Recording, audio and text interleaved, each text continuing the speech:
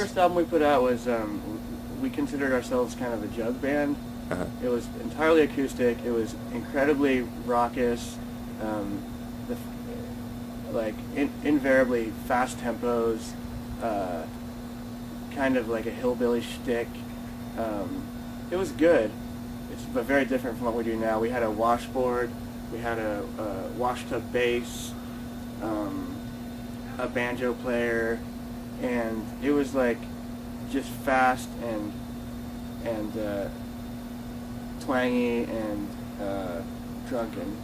And then the lineup changed, and the lineup has changed constantly. I should say that right off when I talk about this band.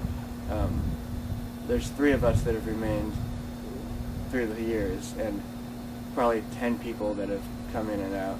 So by the second album, we had a stand-up bass instead of a washed-up bass, which is pretty different.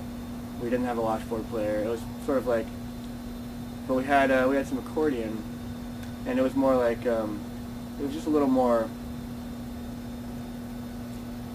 It was a little more cohesive. It was, I guess, it was a kind of slicker, but not by no means slick. I mean, it was very easy to be slicker than our first album. Almost anything is, Yeah. And it was like it was country and kind of like a ragtimey jump swing, and there was an idea that the Kerosene Kondors were like a country band, and we started to expand that in the definition of that on the second record. So there's everything from like, kind of outlaw country music to a stab at like Appalachian folk to like, kind of dark danceable ragtime and, jump jazz and kind of an attempt at a New Orleans thing. So it became more broadly defined like American roots music. So that was the second, but all this time that's just been one thing that I like to do. So I've had all these other songs that don't belong to that genre at all, and I've always thought like I can't bring these songs to the Kerosene Kondors because we don't do those type of songs. And by the time, sometime during the course of this current album in progress, I said, why am I doing this? This is a great band. They can play anything that I bring in. So now we have songs that are very hard to find, I guess, and that can only be good. I mean, if you stop growing, then what's the point? The Mendocino County music scene? Yeah. How would you describe it? Small, insular, tight-knit. It seems to involve about the same 10 or 15 people in various musical combinations. So, well, there's the Blush Roulettes and the Kerosene Kondors. That's my band. Okay, there's Fox Club, the Stephen Bates Band, Roger Wood. It depends on what you want to call. I mean, those are the groups that seem to be the most active, I guess. In the younger generation, it seems like it's kind of roots folk based, but branching out from there into various permutations of that. We need some outside blood because, like I said, it's very insular.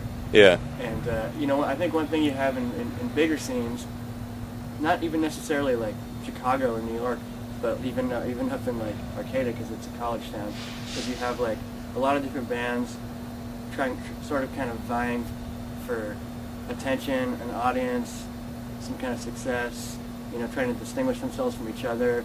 It's like healthy competition is good for the marketplace kind of thing.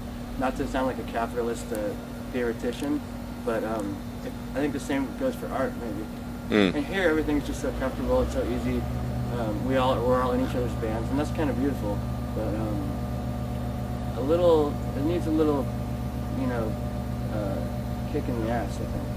I think a lot of the creative young people leave. Yeah. I think they go to Portland or San Francisco or wherever because there's not really a lot of opportunities here to get any exposure. on a national level or anything. So you can't blame them for leaving, and and so you end up with a lot of certain kind of music that isn't.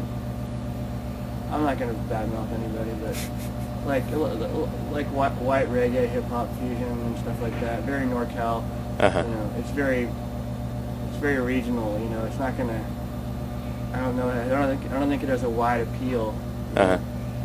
Do you think it's that there isn't really maybe creative things happening in that that kind of music? Mendocino is famous for being an artistic community. Is that still Mendocino? I don't see it really. I see it as a commercial enterprise, basically. There's a lot of art galleries, and sometimes there's cool stuff. But are you talking about Mendocino in particular, or Fort Bragg too, or the whole area, the whole coast? It's becoming like another Mendocino. So it's going in that direction. You can't fault it because there's no other way to go except down into crack land. Meth smoking hell. So eventually, if you want to make it, you have to move. And by make it out, I don't. Everybody means something different by that, but I just mean grow career-wise as a musician with an ever-increasing audience and hopefully increasing sales and exposure to your music. Do you think that it's at all worth staying here and trying to grow the scene here? Fight for the area? Yeah, that's a noble cause for sure. I think that's partly the musicians' responsibility, but it's also the people the business community and stuff, creating more space for live music and more interest in it, and less regulations. And I think if this place was friendlier to live music, maybe because I'm sure that there's kids in the high schools around here who are just leaving who are playing music. Yeah. And if they wanted to stay and contribute to the music scene, it would probably be shake things up a bit. But I don't see why they would. When I went to high school, there were always basement shows and backyard shows, and does that kind of thing happen around here? Yeah, a little bit. But as far as the bands that I see playing out, I'm probably the youngest person playing music, and I'm about to be 30 years old. So there you go. Something's wrong with this picture. These are the more official places to have shows, right? I mean, you guys aren't playing basement shows. No, but we've played in backyards and stuff. Yeah. I mean, maybe that's happening. Maybe I'm not at the right parties. I'm not really at very many parties. There's also a phenomenon of people from here who have left, and they're doing really well. Yeah. Emily Jane White is finding international success. Has no day job. Good friend of mine from high school. Yeah. And the Shaky Hands, some people have heard of. They're doing really well. Nick Delf's the main songwriters from Philo. Up in Humboldt County, you have the Bucky Walters, who are an increasingly popular bluegrass band. They're partly from Boonville. For a while, Andre Karpov from Fort Bragg he got on NPR and stuff with his musical projects. So, it all adds to the picture that you gotta leave to make it. Maybe that's not true. One thing that's really cool about this area musically is that you have intergenerational bands, which I've almost never seen in the city, outside of jazz maybe. And it's because the pool is so small that you end up reaching outside of your age group or your scene to find people who you can play with, So in my band, for instance, we have two really well-traveled professional session musicians in their 50s, and we have me and my friend Jubal, who are young just young musicians. So I think that is a really neat thing that you don't see elsewhere.